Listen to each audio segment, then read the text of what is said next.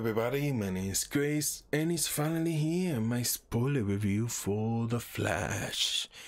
So The Flash has finally released in theaters after years of constant delays, hurdles, changing directors, switching writers, in and out, controversy left and right, and the movie is now in theaters for the public to see. So we're going to be talking full spoilers here, so a big warning here. Still here? Okay, let's go. Now let's talk spoilers. And jumping into The Flash, I walk out of this movie really liking the movie.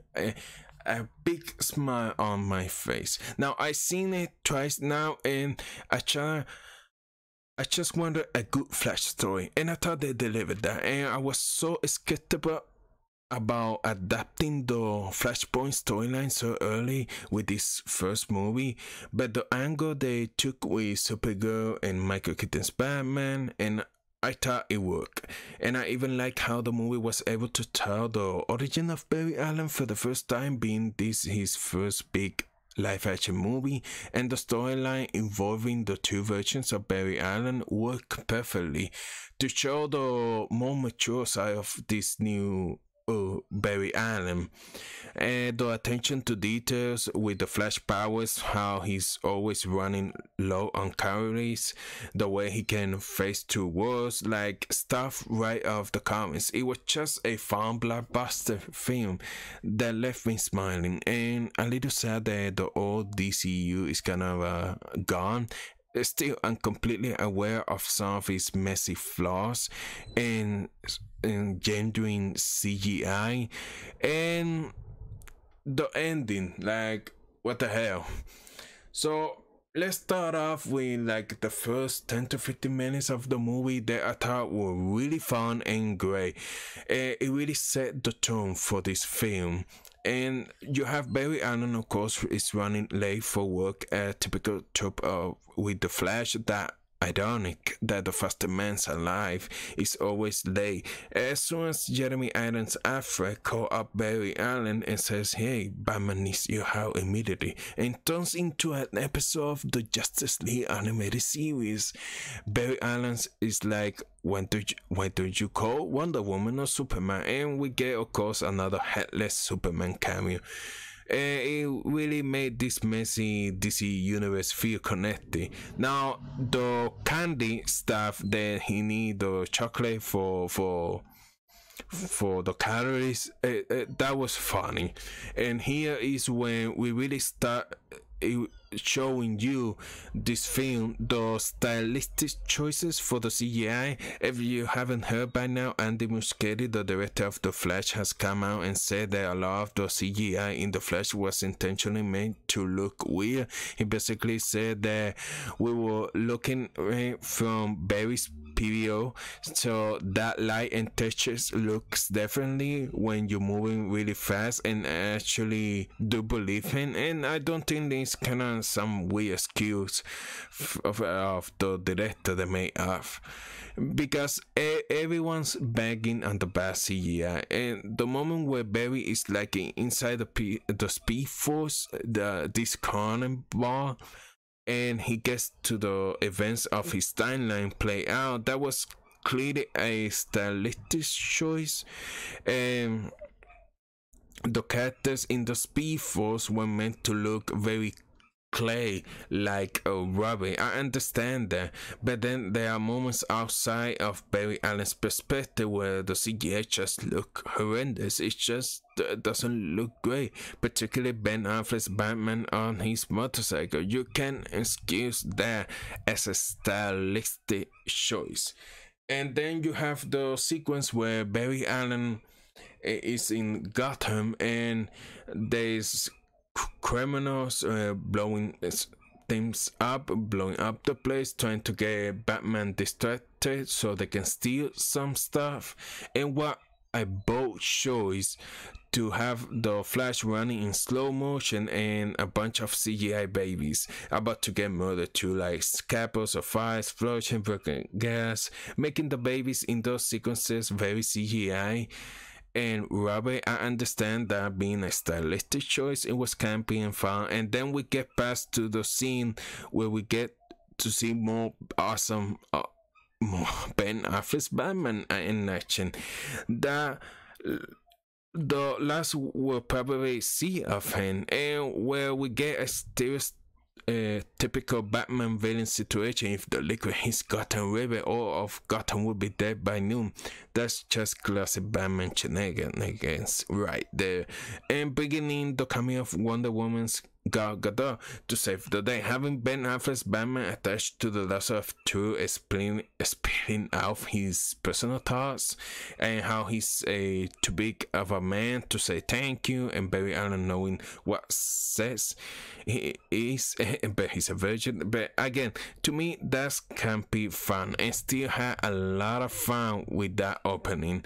Now, this is where I want to focus with each individual characters and like their contribution to the story, the film.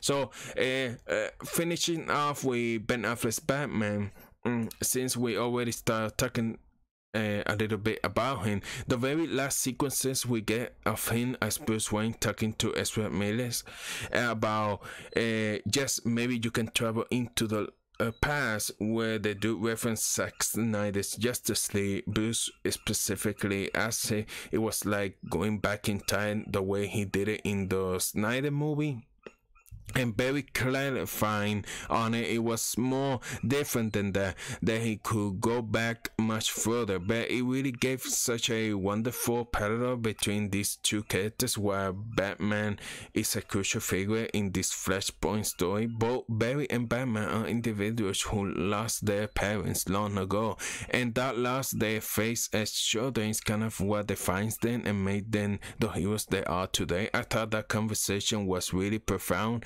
in classic Batman stuff, and I thought they handled the end of Ben Affleck's Batman storyline very well. And now focusing on our Barry Allen in this throughout this story and what he had to go to, and I thought the setup was great. And well, you know, the little scenes he has between him and Iris West, where he quickly cleans up his apartment, but all the stuff come crashing down once they enter.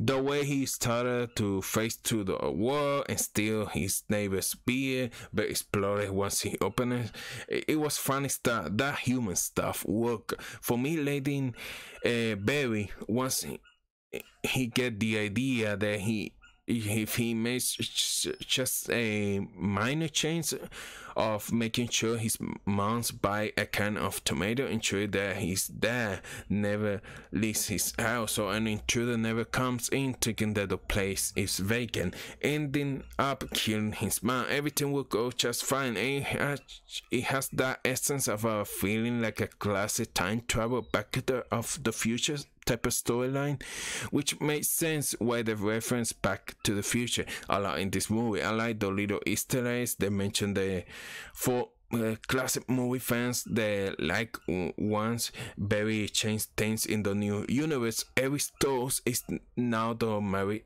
McFly. Some of you may not know this, but he was originally supposed to play Marty McFly until after a couple of weeks of shooting, they thought he didn't feel right for the role, and they recast him with the legend Michael J. Fox. That is the perfect Marty McFly. But I thought they had the most emotional heart in the movie. They just seeing Barry go to the timeline again and seeing the future he did have with his mom for his birthdays and all the big events, that it gave him that sort of emotional feeling that is like, man, if any of us could have made that choice, we would definitely do it. This is then where the movie sets up the Dark Flash that keeps our Barry into 10 years too early into his timeline, where he gets to spend more time with his mom, but also with a 10-year younger version of himself. Now, here's now when I want to talk about the young Barry Allen. and focus because oh my goodness, this Barry Allen was everything I kind of despise of Ezra Miller's Flash, that not just loud and dumb, but they made it make sense here, and I also couldn't help but to have fun with it. The scene where he finally gets his powers for the first time and he does the Speedy Gonzales thing, running off his apartment, going to the city, and the music playing. That scene will all have a moment like that once we get our Flash powers. But what makes this movie stand out about an average film for me is just the thing of about what happens with someone who gets powers and knows tragedy to someone who gets powers and has no tragedy in their lives, and that was powerful stuff. But jumping off the Barry Allen storylines here into the Michael Keaton's Batman, I thought the man really stole the movie, and he only had a limited amount of screen time. So for one, the introduction of Michael Keaton really worked. Then going into Wayne Manor looking for him, and the way Barry Allen meets Michael Keaton's Batman is an exact same parallel of the way Ben Affleck's Batman meet Barry Allen all the way back in Justice League. Little moments that really help to unify this parallel multiverse theory, which again, just to be honest with you, I think this movie has explained the multiverse the best of all the other movies. The way Michael Keaton brings out the spaghetti and explain how changing one thing here can also change the past and present, and even the cross-reference spaghetti meaning different points of time colliding with each other. It was such a simple explanation of what the DC versions of the multiverse is. So technically we're not in the Tim Burton universe. What happens is the Tim Burton Batman got put out of his universe into the DCU. I saw people criticize the nostalgia of this movie, but I felt that was kept to a minimum. They're like, what, 2 lines? Which I thought in the context of the movie made sense. They were about the electrocute Barry Allen using the electrocution chair from the comics. The I'm Batman. Yeah, maybe that's a little cheesy, but that was really about it. They had a small reference to the Latin bag from Jack Nicholson's Batman, and don't even tell me that the Danny Elfman score was like a huge nostalgia beat.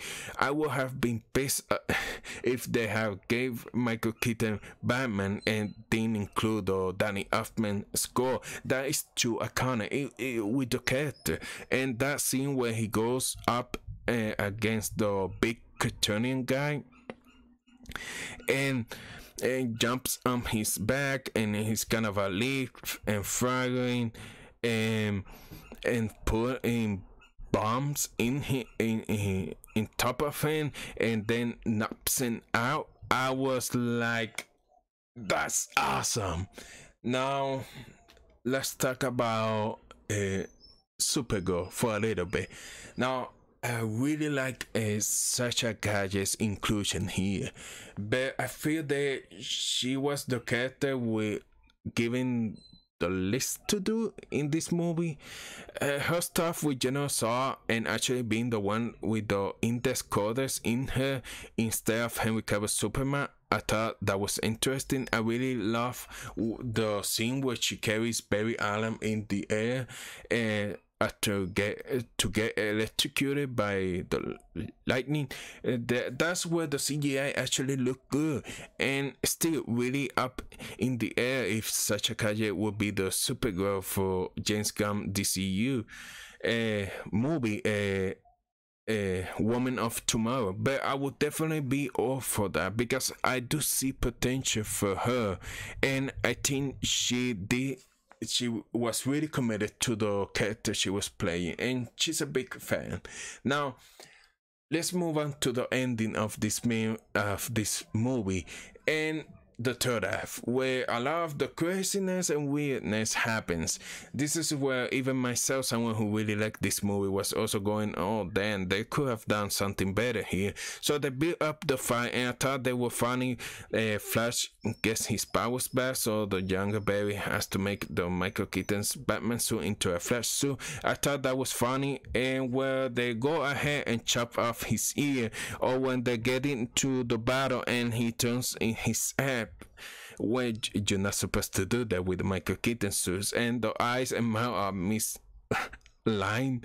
Yeah, that was, which just again, human on point for me. But the landscape they choose, I understand why they didn't do it in the city, because maybe who have been more CGI or just more casualties. I know that was a big complaint of Man of Steel, how many people die in that movie, but sometimes it just feel kind of a anticlimactic.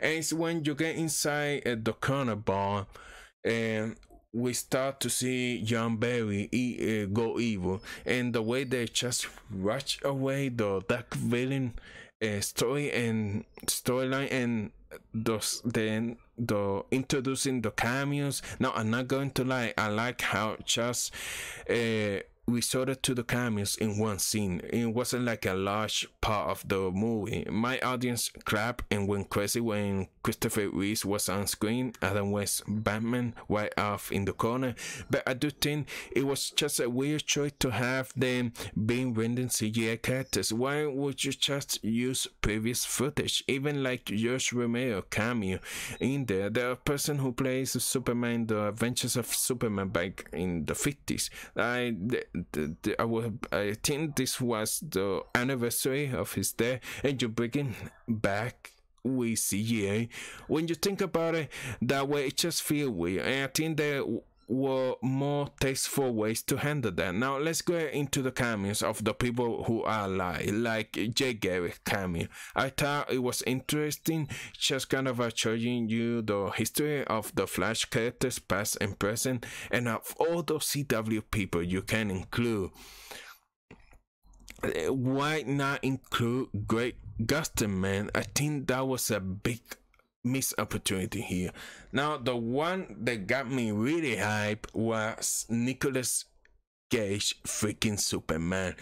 And on screen, there's so much history behind these cameos, guys. You not may have heard of this, but Nick Cage at one point was going to play Superman in a Tim Burton Superman movie. There's test footage of him getting into the suit with his long hair, and there's even a famous Kevin Smith story where at one point he was going to write the movie, and some of his requirement was to include Superman fighting a giant spider, which is why we see this Nicolas Cage Superman fighting a spider in the cameo. It was so cool.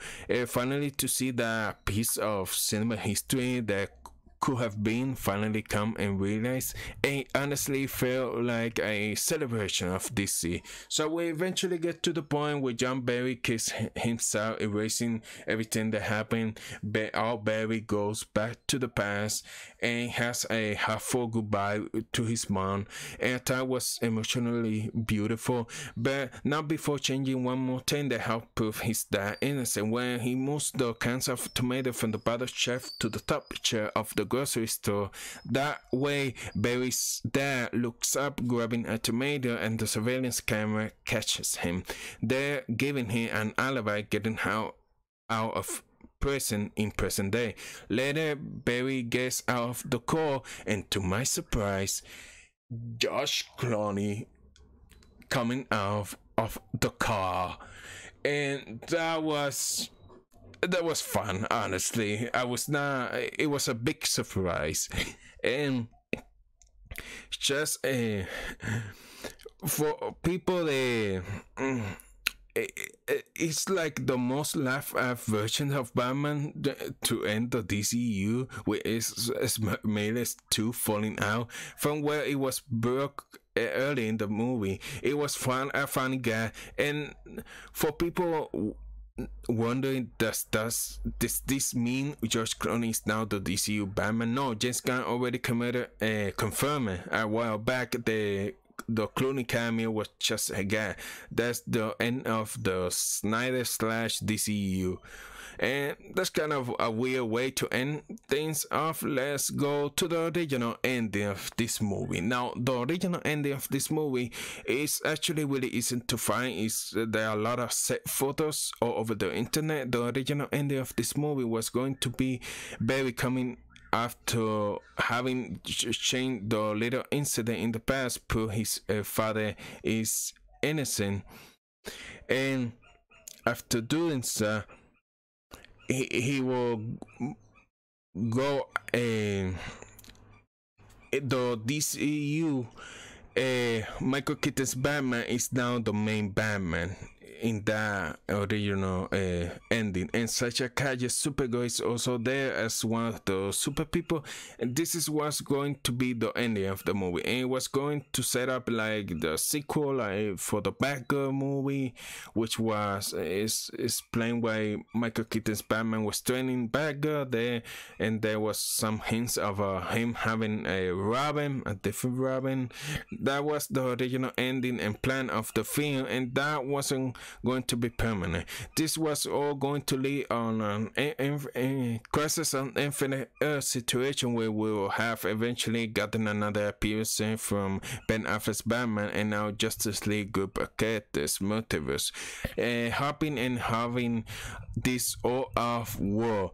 Now we know this is the case because the original post-credit scene was rumored to be Barry Allen in his house, where he gets a random message similar to the message that Barry gives Bruce Wayne in Batman v Superman, where Ben Affleck's Batman sends a message to Barry saying, "Come and find us," where it was supposed to imply that Ben Affleck's Batman was trapped in somewhere in another universe, kind of a nightmare universe from Zack Snyder universe. I guess to a sequel, another DC movie, we will eventually have those universe colliding again, and maybe we'll eventually gotten Michael Keaton's Batman and Ben Affleck's Batman meeting. The other post-credit scene that was going to be attached of the movie was rumored to include Aquaman and the Flash, which is funny enough.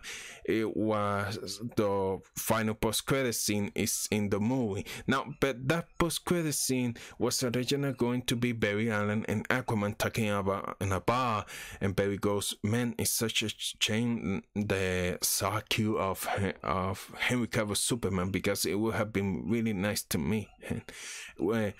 And with such a guy as Supergirl, and then Aquaman was going to look very, very weird, like, what are you talking about? And where we're going to get a cameo of Superman next to Supergirl. Now it wasn't clear it was going to be a headless Superman cameo or non-actor, or if it was going to be Henry Cavill himself. I'm hoping it was going to be Henry Cavill at that time, but essentially supposed to establish that Superman and Supergirl are now in the same universe, and we could have had a movie with them, because they were planning to make a Supergirl movie before the James Gunn come in, and that was have been where the universe was headed off until James Gunn came in with and say, "We don't want to make any false promises and end the universe and start something new." And that post-credit scene that we actually got, it was just Barry Allen and Aquaman talking, coming out of a bar, talking about the multiverse and what happened in the Flash. And it was nothing really meaningful there. It was just maybe like, "Hey, Aquaman 2 is coming," but it was not something setting up the next project for DC. So that's my spoiler review for The Flash. If you enjoyed this video, hit the like button, consider subscribing to the channel, and thank you for watching. See you guys later. Bye bye.